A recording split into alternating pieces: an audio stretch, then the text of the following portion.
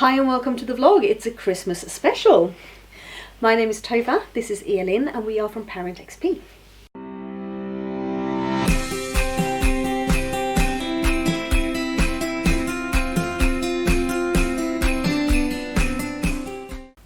There's been quite a lot of new viewers lately, which is fantastic, so welcome to the channel. Really happy to have you here.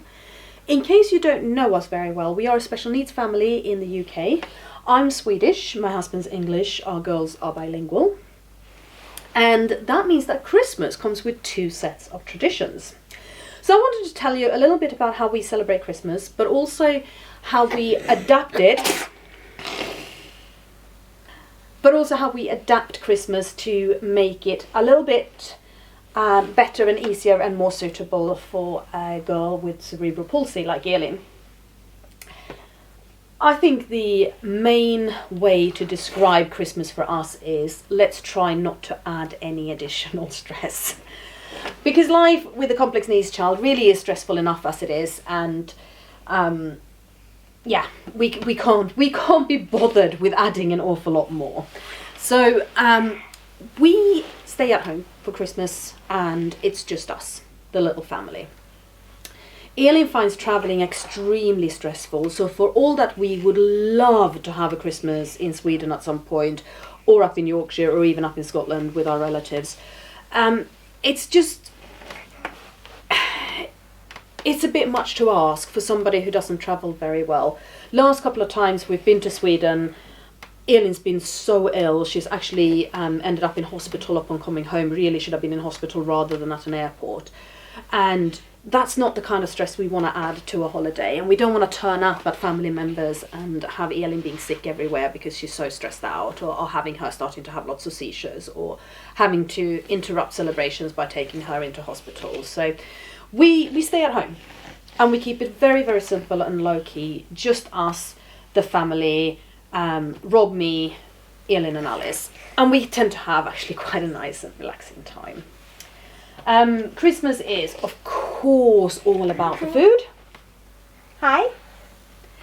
And in Sweden you celebrate Christmas on Christmas Eve with an enormous smorgasbord with ham and meatballs and gravlax and herring and red cabbage and green cabbage and all other kinds of marvellous and amazing things, ideally homemade. And yeah, I'm not standing making gravlax anymore. I used to, but I don't anymore. I might make my great grandmother's Christmas meatballs a few weeks before Christmas, make an enormous batch and freeze it.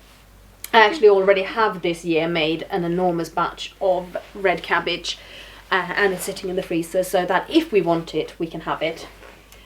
I'm also certainly not getting up at stupid o'clock in the morning just to put a turkey in the oven. No, I'm not. No, I'm not. I get up at stupid o'clock in the morning, but it's because of this one, and generally not because of a turkey. But what we have been doing for the last few years, which is working out extremely well for us, and we're loving it, and we may very well stick to this, is that from the day that they start putting the festive range in the freezers at Aldi, we start buying festive food. And then we have a long festive weekend of simply putting stuff in the oven and then enjoying a nice meal. As simple as that. It works out really well for us. It has taken so much stress and kind of feelings of must out of the Christmas holiday. Elin is mainly tube fed, but she does enjoy tasting food anyway. Actually the frozen food from Aldi and Lidl is really good, the festive range, and there's lots of interesting flavours. So Elin gets a nice, lovely sensory input from trying all of those things out, and Alice is almost 3 and therefore an extremely picky eater, so you know, I may very well be serving a 3-bird roast with Chantenay carrots and roast potatoes and pasta with green pesto. Which is fine, we can do that. With a complex needs child like Elin, sensory play and sensory stuff is extremely important. The Christmas tree actually is an amazing sensory experience for her. Elin is severely sight impaired, slash blind. Her brain doesn't process vision input as it should. Her nerves aren't moving information as they should, her optic nerves, which is why she's registered as severe sight impaired blind. We know that she can see some things. And among the things she can see, and you can probably see her focus right now, is actually green branches and fairy lights and sparkly things. Primary colours, so red and green, are really good for that kind of stuff.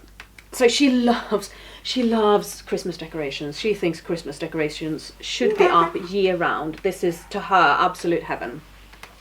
So we burn really nice aroma oils. I quite like doing pine, cinnamon and orange as a really, really festive blend in the oil burner, which she really likes and I really like, and it makes me go all warm inside. Yes, it does. Yes, it does. We really like classical music, and we really like the old classics like Silent Night, that kind of stuff. Elin is very, very fond of There Goes the Santa opera, and so we listen to a lot of that, and then we listen to a lot of very, very, very non-traditional Christmas tunes that are very sweary and very inappropriate. So it's a good thing that at least one child is non-verbal. The other child copies everything we say, and we are gonna get into trouble for that. In terms of Christmas presents and having 2 days that you celebrate, they will get the Christmas presents from Swedish family on Christmas Eve. And they'll be open those in the afternoon, because that's when we tend to do it in Sweden. And then they will get the Christmas presents from the English side of the family, and they will also get their Christmas presents from me and Rob on Christmas Day morning. So that's how we do it. They only get one present each from me and Rob, because there's a lot of family who buys for them as well, and there's plenty of stuff every year that they get to open. Well, Alice gets to open, and then Elin gets a lot of colourful the swirly band thingies. Wow, we're keeping that in. Elin gets a lot of those to play with, because they're her favourite part of a Christmas present, which my brother and sister-in-law know about, so they tend to overdo the present ribbons. It's great. Yes, there's a lot of those, and Elin likes them. Yes, you like them a lot, don't you, girl? We really don't try to be fair between the girls, because it doesn't work, it doesn't matter. Alice is still at an age where every present is hers. And Elin doesn't understand presents and fairness. She's just mainly confused by them, and as I say, she likes the ribbons. So we don't need to be fair.